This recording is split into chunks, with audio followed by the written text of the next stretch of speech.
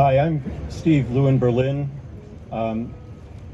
Every week I come out here and I hear more and more horrific stories about this facility, about the experience that people who have been inside have had.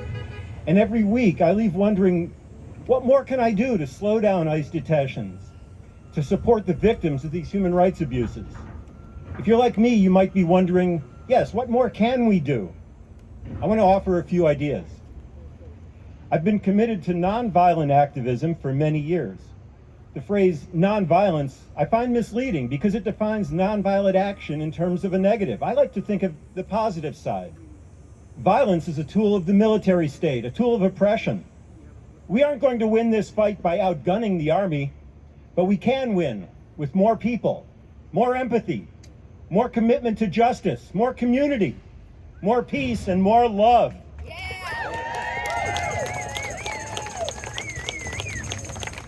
So let's use nonviolence as an adjective. Commit to nonviolent activism, nonviolent protest, nonviolent resistance, nonviolent civil disobedience when and if it comes to that. When I was younger, I was idealistic. I believed that my generation could change the world. And you know what? I'm still idealistic. I still believe that we can change the world, that we must change the world. And you all inspire me. Seeing this crowd grow every week, hundreds of people showing up in the middle of the day. Thank you all for standing up, for believing that we do make a difference, because we do. The current regime of terror is a response to progress we've already made. They feel threatened. They want to turn back the clock. Make America great again? More like make America hate again.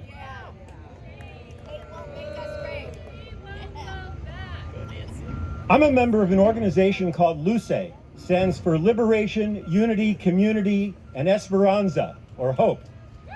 LUCE is a statewide Massachusetts immigrant-led organization committed to protecting immigrant rights, documenting ICE activity, and supporting detainees and their families. The recent funding bill is creating a massive surge in ICE activity. And make no mistake, they will come for people in your community and in mine.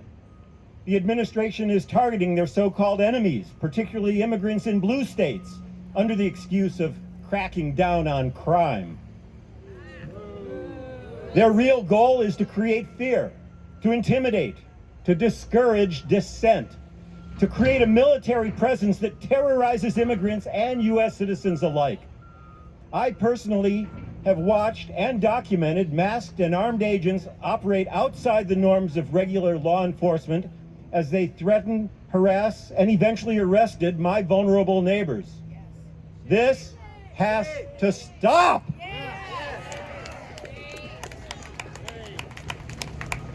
Under our tree here, the resource tree, you'll see a green QR code hanging.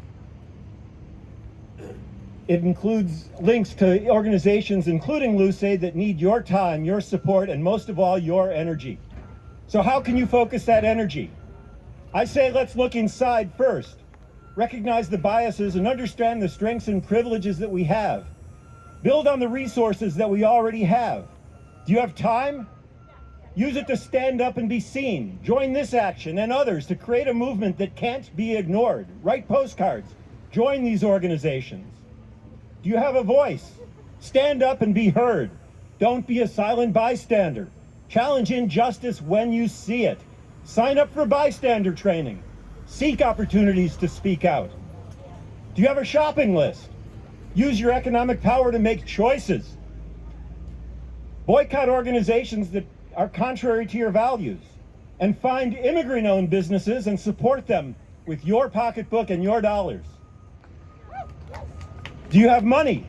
Donate some to the groups that are organizing for change. Donate to legal defense funds for immigrants who cannot afford counsel. Donate to mutual aid funds to support families ripped apart by ICE detentions. Donate to bond funds to bring detainees back to their families. Last night I was describing this speech to a friend and he asked, how's this work funded? I told him, this is a volunteer effort. Any money you give me would go directly to support threatened immigrants. And he reached into his pocket and made a very generous $200 donation of cash. Feel free to do the same today, whatever amount you can afford. That money will go to support the people who need it. Do you have technical skills, artistic skills, writing skills, musical skills, medical experience, legal background? Use those skills as a tool for change. Volunteer for the organizations that are working for that change and offer support directly to vulnerable families if you can. Do you have family, community, friends? Of course you do. Host a discussion group. Talk about how to support change, how to create change. Bring this list of ideas. Come up with your own list and support each other to work together. Are you registered to vote? Well, if not, leave right now and get registered. If so, find the candidates who speak out for the principles you believe. Do you have a passion to participate in politics? Then run for office. There are resources to help anybody run for office. Elected officials at every level can make a difference. Library trustees can resist book bans. School committee members can support honest dialogue in the classroom and resist the whitewashing of history. Work at the local, the state, or the federal level. Help make change. Are you a citizen?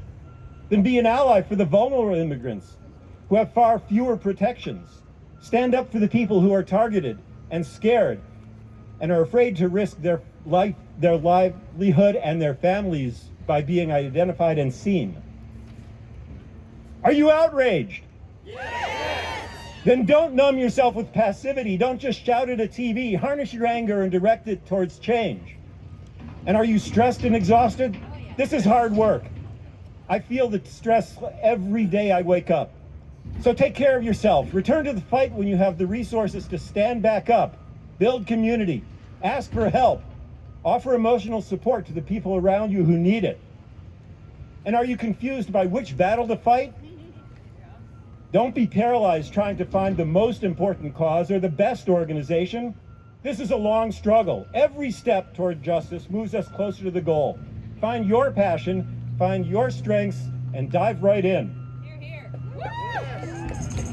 Today's action is focused on immigrant rights. I hope that coming here today is just a step towards creating the just future we want, a future that we can be proud of for ourselves, our children, and in my case, my new grandchild. Now, we've been called liberal snowflakes. Let's band together and prove that a handful of snowflakes makes a snowball and a rolling snowball turns into an avalanche.